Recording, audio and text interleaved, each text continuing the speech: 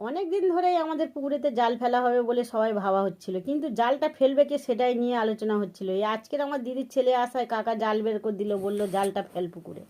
কিন্তু জাল ফেলবে কি, পুকুরে এত আবর্জনা, চোরদিকে যে গাছপালা, সেই গাছের পাতা ডালপালা পড়ে পুকুর একদম নোংরা হয়ে গিয়েছিল। ওই জন্য মাছ কোনো মতেই উঠছিল না।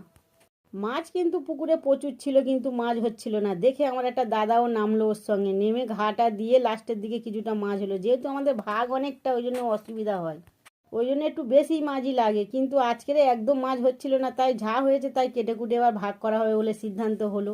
মাছও ধরতে ধরতে অনেক বেলা হয়ে গেছিলো, যেহেতু প্রথম দিকে হচ্ছিল না। ওই জন্য দেখো সব বউরা রান্না বাড়া করছিল, আমি আর আমার মেয়ে বসে পড়লাম মাছ কাটতে। কিন্তু আমার মাছ কাটা একদম ভালো হচ্ছিল না দেখে আমার মেয়েই কাটা শুরু করলো। আমি তো এমনিতে বাড়িতে মাছ কাটি না, বাবা কাটে আর মেয়ে কাটে, আর এমনি ব্যাপারই কেটে দেয়। আর এই যে দেখো সবাই মাছ নেবে বলে চলে এলো, যেহেতু রান্নার সময় ওরা নিয়ে রান্না করবো, ওই জন্য সবাই